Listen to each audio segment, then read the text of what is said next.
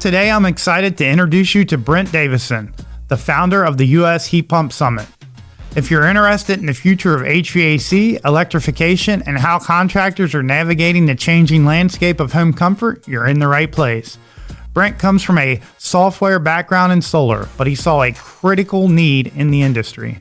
A place for HVAC professionals to learn, network, and understand the evolving technologies like heat pumps.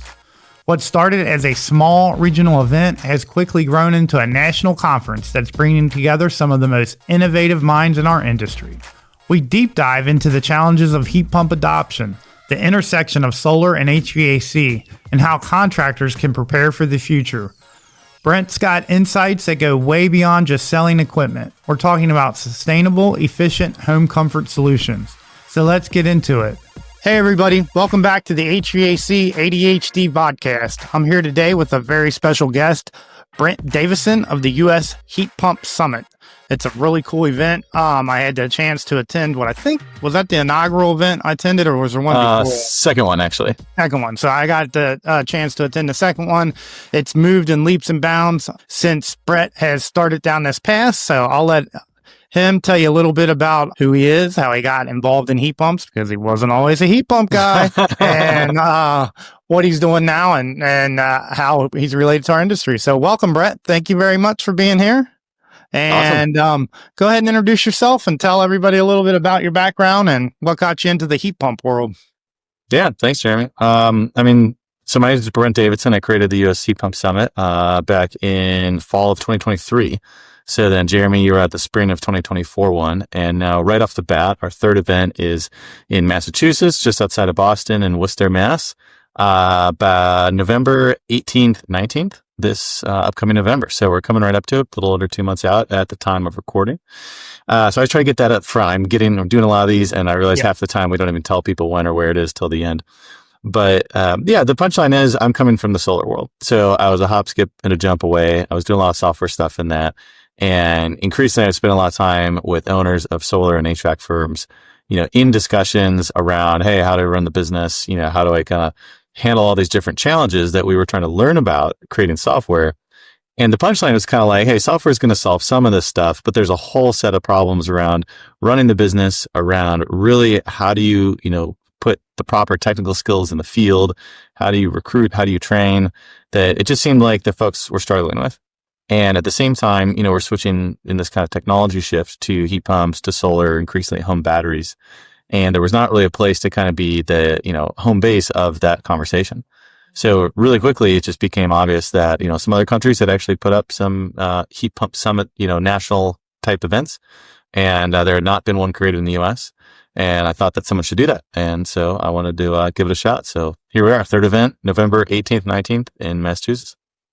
So tell us a little bit about the progression, because I think it's been pretty significant from event to event to event. I didn't know anything. I had never even heard about the first one you did. I didn't know anything about it.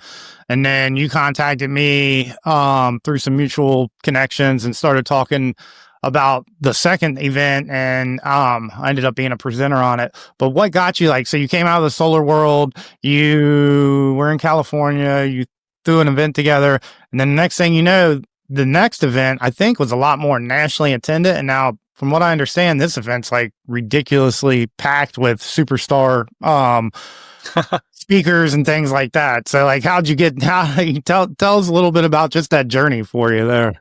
The origin of this is really spring of 2023. And I was at an event in San Francisco called San Francisco Climate Week. And so it's a whole lot of technology folks, getting really down and dirty with some crazy leading edge technology like direct air capture, pulling carbon straight out of the air, to some crazy mining stuff for batteries, all the way on to stuff happening in outer space. I mean, there's some really big thinkers, out here. And then there's sort of the mass of software developers, software engineers, software designers like myself, that are, kind of looking to say, okay, there's a lot of data in this space. The home's generating a lot of data. There's all this energy data. And I'm like, this is all well and good, but there's not a single person in here who knows how to read a tape measure in inches. And so if we're talking about buildings, at some point, you have to build it.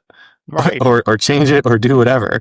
And so that was one data point. And then the other was spending a lot of time with these owners, as I previously mentioned, solar and HVAC owners, and just seeing that a lot of the fundamental, really how do you get a business humming and be able to put good work into the field? That seemed like it was kind of missing. So the idea for the first one was actually just to combine those two groups. We're here in the Bay Area. There's a lot of forward-thinking contractors as well. And I thought, well, this will be something to start with. Very quickly, I met Bill Spone of True Tech Tools. I was trying to give Bill a shout out because he was the first believer in this. And he really helped me understand the training opportunity and the training need around, doing heat pumps well, high performance HVAC, really getting the stuff right in the field. And, we gave it more of a training focus. And then the second event was really sort of all dialed in on the training with a bit of business.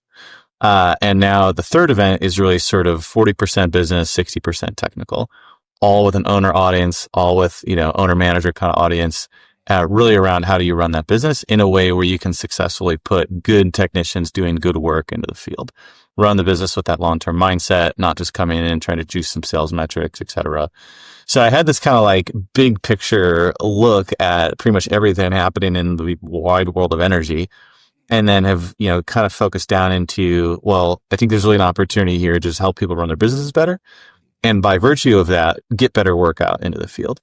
So I'm probably skipping some of the behind the scenes. How do we actually pull this off so far that maybe you're getting at? But that's at least the sort of story arc here. Well, tell me, so you grew the audience is what I'm getting at, really. Like you grew it from however many attendees you had the first one, and then what it is the second one. I know this one is way more people know about it already than ever knew about it before. So you're really good at the guerrilla marketing. So tell me a little bit about that, the strategies that you use to grow that audience, and like keywords, like key phrases, anything that you've seen that's worked better than that. Like that really speaks to what the heat pump market is out there and why people are interested in what you're doing, if you see what I'm getting at a little bit. Yeah, no, I do. So the first one, to be clear, like I knew no people in HVAC outside of these couple owners when I got started, but I had a pretty big network in solar. And so one part of that was kind of utility scale, one part was home scale. So hop, skip, a jump, met Bill, he opened some doors. At the same time, I just got in the inbox of a whole lot of the rebate programs in California. So there's some big statewide programs. There's a lot of county and even town-based programs supporting this work. So that gave a footprint to get out to contractors. And so that was really how we got attendance from contractors. The first one is going out through those channels. They're giving away free money. People generally read the emails about the free money. They might be pissed off when they read them about the particular program, but hey, they still read them. Right. And then the second one was kind of repeating that same format. So, Denver, for anyone who's familiar, has gone pretty big in supporting heat pumps, electrification. The state has some really interesting funding things, not some things that are more than just a pure rebate. And those groups were really interested in getting, the contractors together, sort of teaming up on this. So even though I was sort of just this little fly on the industry's butt, there was a lot of people who sort of saw, okay, we need something like this. And they were willing to open, their email, newsletter sends and whatnot to promote the event. We did a bit of LinkedIn stuff for the second, but these first two were 4 to 5 month sprints. And so anyone who had an up close look at both of these, it was a bit of a harried experience. And, after the second one, the timeline was fall of 23. And I looked at the calendar. I thought, well, I'm getting married in June of 24. So I got to do an event before then. So it was a big sprint, got it done, was running on fumes, went into the wedding, then did a big zoom out on the business opportunity, really spent more time talking to folks and I kind of recap some of that. And then for this one, it's really, we're taking almost a year, to organize it. We've got more of a consistent team, on board here on my end, a lot of good partnerships, doing a lot of things like this. You're very gracious to have me on the podcast. And then this time we are starting to do some actual online marketing, paid marketing. So, we're getting into a lot of stuff that contractors deal with of how do I use the Google tools, to get people to my business. A trade show is obviously a very different, purchasing experience. It's a very different trigger, than, I'm cold, I'm hot, et cetera. But we're really trying to key into getting a lot of first person videos. So we've got Alex Meany and Bill Spone, Nate Adams, who've done these kind of first person videos that show up in your reels and feeds and whatnot. And so those are performing really well. But ultimately, the thing is called the US Heat Pump Summit. And so people's general reaction, even though the effort is still somewhat early here, people's general reaction is, how have I not heard of this? There's a US Heat Pump Summit. Yeah. So I think, frankly, that is carrying a lot of the weight of this thing has been needed. And what excites me about doing it is that by being, you can think of us sort of like a media company. We're really just following where that contractor information need is. And so it's US Heat Pump Summit now, but over time, we want to grow it to be including electrical, to be including solar, to be including insulation. And we're obviously, HVAC and plumbing right now, I should clarify. Because the home is just, once you have all electric equipment, especially in sort of more dynamic utility environments that we have nowadays, like you kind of need to be talking to each other and at least having a bit of an understanding, of if you're selling solar or you're selling a heat pump, the load and generation respectively of those might matter a lot, depending on sort of the rate structure. And so anyways, you asked about event, that starts to get a little bit technical, but ultimately it's people in the industry are pretty nice in HVAC, I'm finding. And people want to see this. And so it's turned out a lot of really good folks. Yeah, it seems to me too, and you can say yes or no, but even though it started out heat pump focused, it's more of an HVAC conference than just pure heat pump, even though heat pumps are the focus of all the topics at the end of the day, but it's way more HVAC centric than I think just heat pumps, at least this time around. Last time there was a little bit more push towards the pure heat pump topic because there was a lot of incentives that were going that way that have went away a little bit. So I think now we're gravitating back towards what are best practices for HVAC in general. And even though those apply, we can apply them directly to heat pumps, which is what people are doing, but a lot of the educational material can be applied unilaterally to the HVAC space in general, I think. Yeah, I think you nailed it. I've referenced back 4 to 5 months to planning a 350 person event, in Denver. We're obviously trying to be very heat pump focused. I think you nailed that part. Yeah. With this one, and as, an organization, ultimately you have to have business success with this stuff. So if it's not going to be appealing bottom line, no one's going to do it. So that's kind of the business training part of it. On the HVAC, and I will also say the plumbing side for heat pump, water heating, air to water, depending on all the flavors that you're getting there. On the technical side, we're really trying to make it clear that this is not, a dogmatic event. This is not hosted by a group that has, pick your vocabulary in its name. It's we're trying to help contractors succeed with what is clearly the best technology to create comfort in the home. 8, 9, 9.9, depending on your perspective, times. And so we do have hybrid training. We do have conversations around, the cold weather performance and things like this. So it's trying to be a comprehensive look at just the realities of where the technology's at. But when you start looking at it, you start talking to some of the best folks in the field. This stuff is very capable, and I think it's more capable than a lot of contractors realize, especially when you start bringing in just a little bit of a look at the envelope, as well. Yeah, there's a lot to, it just depends. When it comes to the heat pumps, not to turn this into a technical conversation, but when it comes to the heat pumps, the envelope does matter. That's one thing, especially in cold weather. And then you're getting into, I have a whole bunch of case study stuff coming out down the road here because I've been involved in a huge project, of electrification project for, that is actually a scientific study, that's going on about electrification versus weatherization versus nothing at all. And they're have, control group versus weatherization group versus electrification group. And it's in a very cold climate. Well, not cold climate. It's in a mixed climate, which is a bigger challenge than an actual cold climate. So one of the biggest challenges that exist in heat pumps, even with these inverters, is really handling the humidity and also for your mixed climate, and also being able to serve the heat pump down, or serve the heating load down to the coldest climate, the coldest temperatures with the heat pump and not the backup heat. So these are all affordable housing, historic buildings that we're designing this stuff on, and there are real challenges. It's not all cookie, there's a lot of thinking out there that I hear people saying, stuff like, it's just BTUs. You can just add more BTUs. A heat pump can serve anything. Technically that's true, but logistically that's really not the case. And these units are affordable housing, and there's only a certain amount of square footage you have. There's only a certain amount of closet space you have to put air handlers. So could we go to 2 5-ton heat pumps and serve the load? Sure, we could. Can we fit 2 5-ton heat pumps in this little tiny apartment with air handlers and ductwork and everything else? No, we cannot. So you know what that means? We got to do something to the envelope to be able to get something in there that actually, logistically works. So those are the conversations. That's the dirty side of it that nobody wants to talk about. It sounds great to say, yeah, heat pumps can serve everything.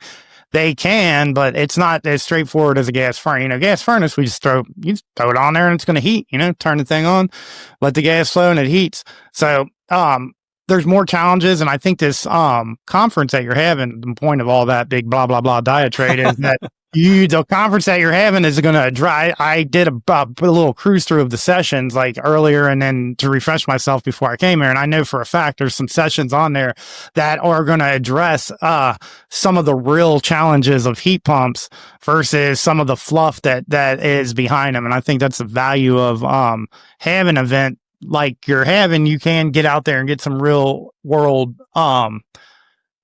answers from people that have done it versus just hearing all the marketing stuff that's going on. Totally true.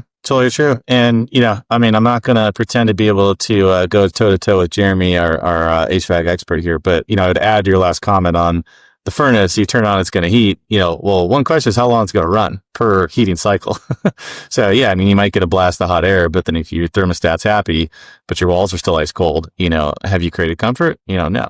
So, just to tease for anyone who's, not gone up to speed on the heat pump versus furnace topic, there's one piece. But as it relates to the conference, just to name drop, there's a lot of folks who are seeing a need for this exact conversation that you did a good job summarizing there.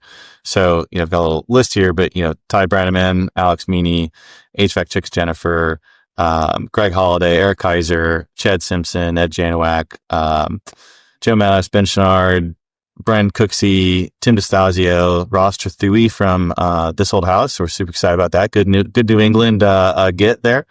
Nate Adams, like I said, I mentioned him before. And so a lot of good names. I'm sure I missed a few, but these are, a spread of people that we're trying to put together that are all first and foremost very knowledgeable. B, have good information for you, but C, have a little bit of variety of different, opinions on exactly how these things should be done. So if you go to the website, which I should have mentioned at the top, it's obvious. It's usheatpumpsummit.com. For anyone who's used the internet long enough, they could have figured that one out. And then you make your way to the agenda. I will say there's one or two still coming, but another topic we've not mentioned yet is ground source. So there are two, sort of 90-minute panels with distributors, manufacturers, and a couple contractors having success with that as well. A little bit more region specific and whatnot. But yeah, we wouldn't be the Heat Pump Summit without saying, hey, there's also some ground source stuff. It's in Massachusetts. Correct. Yeah. Yeah. So there's a save. So one of the big things up there is Save Mass, which it highly incentivizes. Mass Save there. I always say Mass Save. It's ADHD moment. No, I'm kidding. They highly incentivize a lot of that stuff. We've done a ton of design in that market because of that program where people are building with SIP panels and super efficient houses. So they're able to do really cool heat pump type systems and not have to worry about some of the nuances that you have with leaky or older homes when you're putting these heat pumps on. If you're building it up from the ground up. There's no shortage of old homes in New England as well. But yeah. Yeah. Oh, it's not. There's a lot of old homes and there's a lot of medium. Like, so when I say an old home, I'm thinking 1800s, like historical. When I say a medium old home, I'm thinking like 70s, 60s. And then, because there's different areas of construction and it all has different, it's all going to affect the load differently depending on when it was built. There's some stuff you can feel real comfortable about, solving a few minor issues and converting from gas to heat pump. And then there's some other homes where you're probably going to have to solve quite a few issues before you decide to go all the way down that road, or else you're going to have unhappy customers that aren't getting all the way comfortable in their homes. Let me ask you, I'm going to switch gears a little bit on you. What are some of the biggest challenges that you've seen so far setting this thing up and going down the road, getting to where you are right now? That's a good question. I think there's definitely a lot of challenges, obviously, that are more, if this was like a trade show podcast, that might be relevant to kind of go into. I'd say for your audience, I'd say the biggest thing is really try to understand from a market perspective, all the information sources that are in the skilled trades, HVAC, plumbing, insulation, et cetera, where are people going for good information? And we know there's a lot of good events out there. I'm not coming on podcasts to talk bad about other events. I just think that, it's like, there's some Swiss Army knife analogy here, of you've got, AHR, which is this giant beast, and you're going to see a ton of cool stuff. You're going to get some content. You're going to spend an hour trying to find the content, and it's a little bit different format. It's everyone come together for a proper trade show. With what we're shooting for, it's, come and say, okay, there's a very curated set of content and there's a very curated trade show component. Our target goal is 800,000 attendees. I think we're going to get that. And so it's approachable versus 50,000 at HR. But your target was what? Say that again. 800 to 1,000 attendees. It sounded like you said 800,000. I'm like, what am I? I need to enunciate more. You're the second person. 800,000. Yeah, we're going to have the entire industry there. Yeah, we're going to have two horseshoe stadiums of two 800 to 1,000 people. So, and everyone's very on target. I mean, everyone's going to be a contractor taking heat pump seriously, whether that heat pump involves water or not. I would just say it that way. So you're going to have good conversation. When you bump into people, you're going to find, common ground to talk about versus the default at a 50,000 person show is just, it's a wider variety. To your question though, really trying to unpack where are the information sources that people are really going for to drive this sort of forward-looking electrification conversation, understand where they're being, served well with that, with the existing trade publications, et cetera, where they need new information, and really trying to understand like how needed is this thing and what is it that it's needed? What is actually needed here? But I think as we've discussed, like the speakers have helped us identify that too. You and I have had good conversations around the state of the industry. And so that's been the really fun part, is coming in from a neighboring, area with home solar, but then, going deep into this and saying, okay, like let's unpack this industry. That's been an exciting journey for me to understand. Do you see any potential for you drawing the dots backwards and reconnecting with the solar industry and making it? You talked about that. You touched on it a little earlier, but tell me a little bit more about how you see that becoming part of what you're doing right now. Yeah, absolutely. The thing I just like to plainly state is that physics rewards energy being captured at the home and staying at the home. And energy is largely, it's 99% of physics and an economics, problem. It gets very politicized, and that's all I'll go into that, unless you want to do a lightning round at the end or something. Yeah. I'm just kidding. When it comes down to it, if you can generate solar on your roof, you generate electricity via solar on your roof and use that in an electric heat pump, and use either some sort of thermal storage like hot water or even ice. There's a new startup called Totex that does that in a heat pump. Or you can store it as electrical energy in a home battery. You are your own little power plant. You are your own little grid, and you don't have to deal with all the stuff and expenses that the utility has to put on you for you to participate in the big grid. The question then becomes, is it economic? That's really a house by house and a market by market question, and a person by person question, depending on what you consider economic or your personal situation. Because of all that, I think it's required that we have some type of event, some type of, media group that is really helping contractors work together towards that inevitable future. Batteries are coming way faster to the homes than I think people realize, because honestly, a lot of the utilities want them in the homes. Have you seen Carrier's press release? I've not. Okay, so they have a battery operated heat pump that stores energy that they just released. Yep. One install. Yeah. One install. Benefited two things, but one install. Oh, one. I thought you were telling me that you already knew of an install. Yeah, I just did it this morning, Jeremy. I moonlight as a Carrier tech. Fun. No. Yeah, exactly. One install. So it's pretty cool. You're right. It's coming. I just didn't know if you had seen that. They released it about a week ago, and it was in AHR. I was blown away. I didn't even know that. They said they've been working on it since 2014 or something like that. I'm like, I had no idea. It's becoming a more competitive space, with startups and whatnot. Solar is cheaper than people think a lot of times. Depends on the market. This week's episode is brought to you by NoSo. Ready to 10x your technicians? Field service teams are missing out on revenue. NoSo's AI ensures you capture every opportunity and finish every job with zero paperwork. From diagnosing tricky issues on site to automatically writing up job reports, their AI assistant, NoSo, supports your technicians at every step. To learn more about NoSo, click the link in our show notes or head to their website at noso.so. Where I see this all coming together in the home is at a really specific example with solar and a heat pump. So if you're a solar installer and you sell solar, typically the way this is done, and this is changing a little bit, it's already changed in California, but typically the way this is done is you say, okay, give me, your utility bill. Okay, here's about what you're spending in a year. And now, here's how much energy you're consuming in a year. And here's about how much we can generate you in a year. And if you get those roughly matched, the utility programs are generally happy to kind of net you out, near zero. So some kind of net billing arrangement. A lot of times you can also end up on then a solar specific rate that might be a little bit different, and it might be a little more aggressive in the afternoons when there's, peak load on the grid. So now you get solar, and now you want to get a heat pump. Well, it's electric. It's going to use power, and in the afternoon, in the summer, you want to, keep your house cool. So you are going from an environment where you've kind of netted your bills out to now having this big electric load in your house, and you might be on a more expensive rate plan. Additionally, because you went solar. So you get the heat pump, and now your bill is like through the roof. And the solar installer did not plan ahead for that future load. And whoever sold that heat pump did not really do enough work to understand what are your bills going to be after this.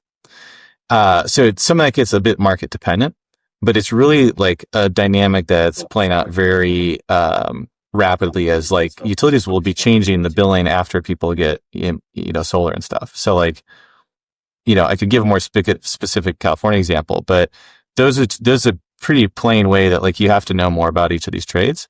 And then you throw the battery in the mix around, the price of power changing throughout the day, et cetera. So it's definitely a changing environment. I think the battery's the more important piece than people realize too, because like like California, Florida, Texas, that solar works great. But like I was in the solar industry, not directly, or not, I should say solely, but when I had my home performance contracting company, we did rooftop solar too. It was I took the NAPSET classes and all that stuff. And I can tell you that if we're planning it from the sticks up, awesome. We're going to be able to make it work right for you and everything like that. But like, if we are trying to retrofit some stuff, we'll call it change out because that's what HVAC calls it. If it's change out, we're like, hey, we're going to put this heat pump on, also let's plan some solar and see how much you're going to pay. It's very dependent on 1,000 different things that are going on that piece of property, how much solar you're actually going to get out of it. So you need the battery to be able to store it when you can get it to make it viable for some people that may not see the same benefits as some of these sunshine states where they're just getting sun 100% of the time. So I feel like the battery, as we get farther down the road, I mean, it already is for other reasons being talked about as important, but for rooftop solar to really mean something to a lot of people, I think the battery has to come into play a lot sooner than later. Yeah, I totally agree with that. And I would add to it by saying battery and solar are not dependent. There are markets where it makes sense to just get a battery right now. There's a utility in the Phoenix area that has a daytime residential electrical rate of 4 cents a kilowatt hour. You can kind of get around that with home solar, but signing a big lease and having all this work done, what the utility is saying to people economically is saying, get a battery. You'll charge it up at 4 cents a kilowatt hour. And then in the afternoon, when the grid's stressed, when the AC really starts hitting and the sun gets a little low in the sky, they jack the power rate up. I mean, they're economically telling you to go get a battery. And if you do it, it makes a ton of sense and it's economic for you. So, there's that dynamic where you can deploy batteries faster through that load shifting to the home than necessarily trying to go find a spot to put, 100 megawatt hour battery and all these utility scale kind of things. Green Mountain Power, I know in Vermont for a while was trying to give away batteries. Wow. And people thought it was like a scam or like some trick. So they started charging $200 or something like that to get people to buy them. The skin in the game is a real thing, though. I mean, I swear, like when we went down the road with energy audits a long time ago and they were going to incentivize them, they're like, you want us to give them free? And we're like, no, you got to charge them something or else nobody's going to want to do it. Take it seriously. Yeah, exactly. So I could refine my previous example a little bit more with being in California specific market, because a lot of stuff is different depending on your utility. So, California and Texas have arrived at a surprisingly similar grid through surprisingly different mechanisms. Mm-hmm. So, Texas is ERCOT, the ERCOT, if you remember from the news headlines of that Texas storm. So it's pretty much an open market. I mean, anyone can really bid power in. I mean, you could hook up your F-250 to the generator and, just bid into the market. You're not going to make any money doing that, but they will pay you whatever you sold into it. In California, it's a bit of a mix. You have some more like capacity planning and all these kind of things, whatever, but it's more traditional utility market. They both have a ton of solar. They both have a ton of wind. And because of that, you have this real glut of energy in the middle of the day where you've got more energy than is demand by a significant amount. Negative power prices on the grid for many hours of the day through much of summer in a lot of parts of those states, somewhat dependent on the weather. Then in the afternoon, you get this big spike of demand as everyone gets home or their houses are finally really heating up with that afternoon sun. They crank the AC on, et cetera. And then that's your afternoon peak.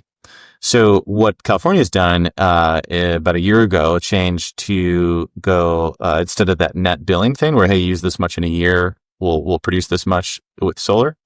They've gone to saying that's now within every day, and it kind of even matters the time of day. And so what they're trying to do is to say, hey, this afternoon peak, we're going to make power pretty expensive off the grid. And we're going to say, we know your solar is not generating as much at 6, 7 p.m. in the summer, but you could get a battery. And we're going to make it really cheap in the daytime, even to charge off the grid, but especially, obviously it's cheap to charge off your own solar at noon. And they're sort of doing that similar thing of saying, if you're going to go solar, the rates are now structured where you really have to also get a battery to get like the economic gain from that. And so it has been a tough shift because not everyone is sort of prepared to like understand that.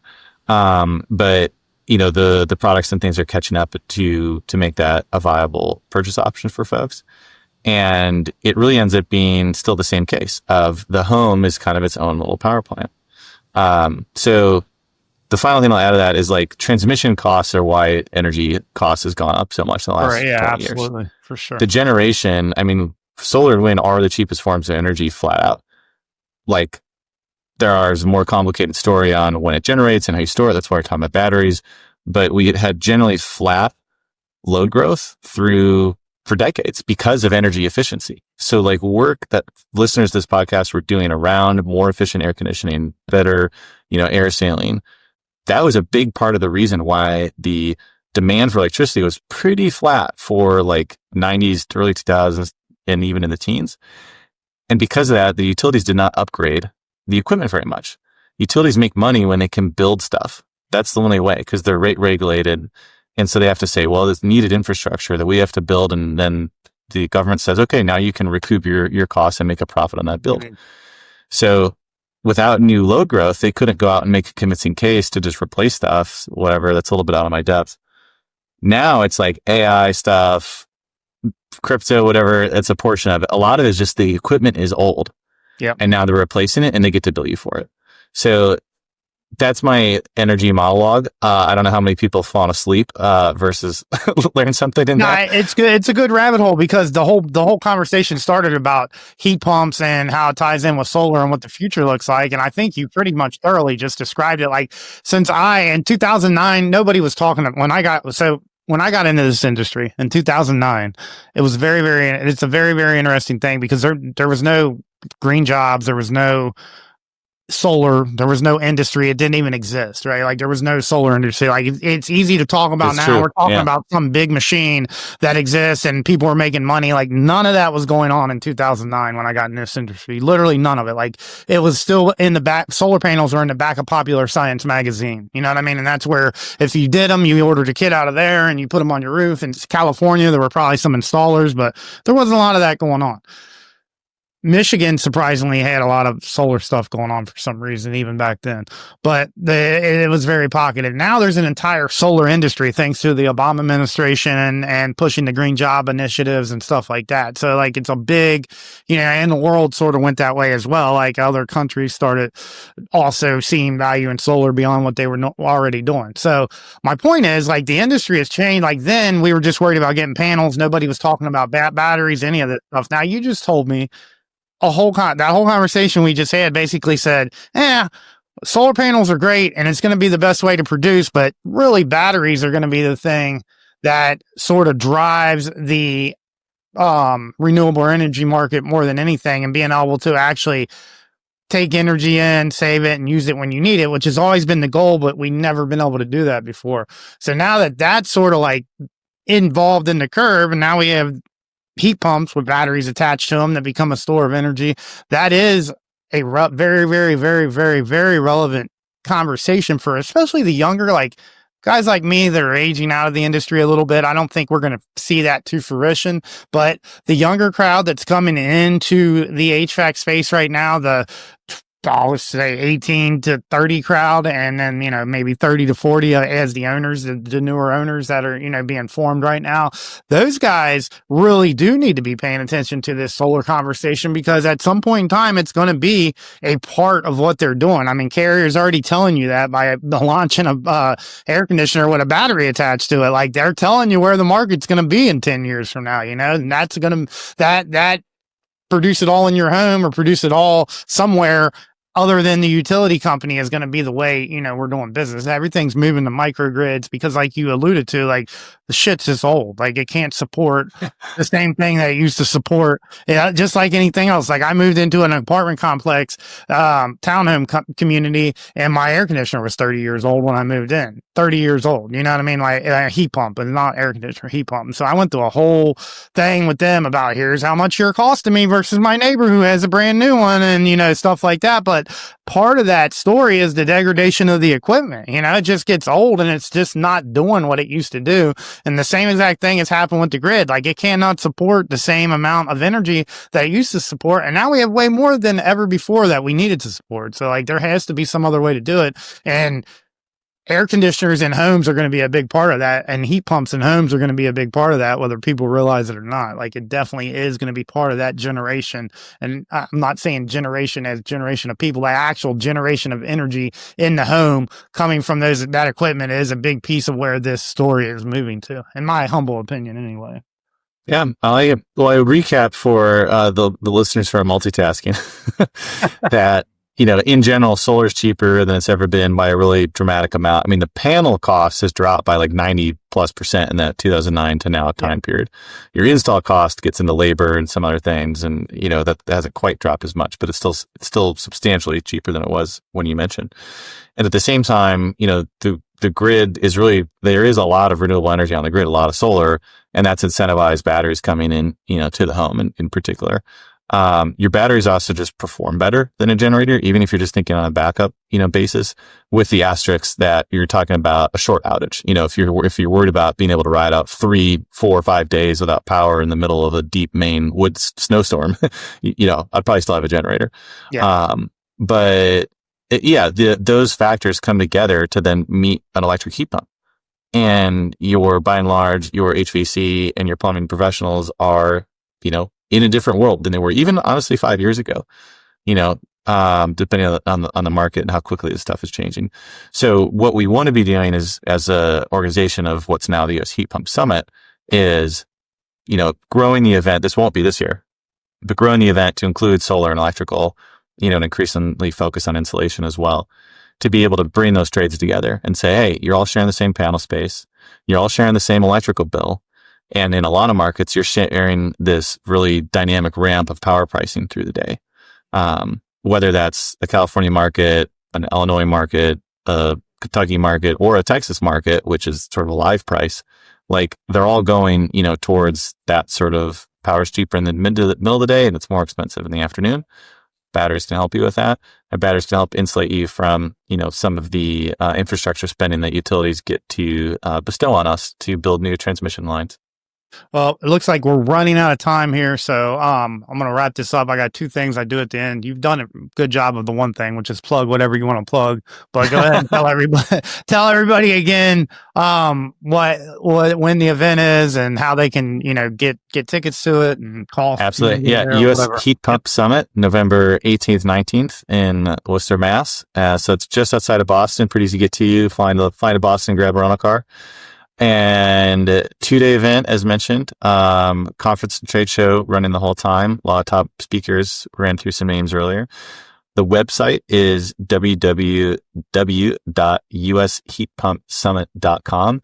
If you go to heatpumpsummit.com, you will land in Britain, who has their own heat pump event. So it's usheatpumpsummit.com. It is a ticketed event, but we do that on purpose to make sure that the folks who are attending, just like you mentioned about the free energy rating, are taking this seriously, and it will be noticeable in the attendees, that are that you meet. I mean, folks are going to be knowing their stuff or eager to know their stuff, and already taking this topic seriously. So it's not a group of tire kickers, and it's not folks who have their head in the sand around these changes that are happening in the industry.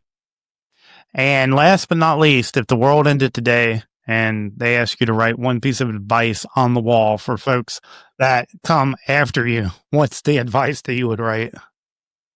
I was about to say go solar, but I feel like you're looking for, that's a good question. Well, I mean, honestly, don't be too dogmatic and question your own views, because I think there's a lot of politicization of energy, and it's frustrating, and we can go into more of that over beers.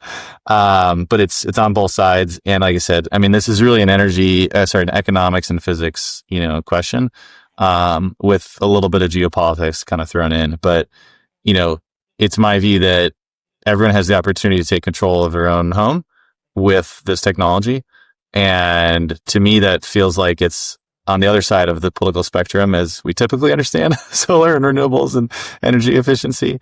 So it depends on which way you want to come at it, but keep an open mind. There's a lot of interesting technical changes happening in the industry, and there's a lot of business opportunity for contractors to lean in and really understand where the home is going. Awesome. Appreciate it, Brent. Everybody, if you're a professional and you're watching our broadcast, I'll see you at the Heat Pump Summit, won't I? All right. See you guys later. See ya. Hey, everybody.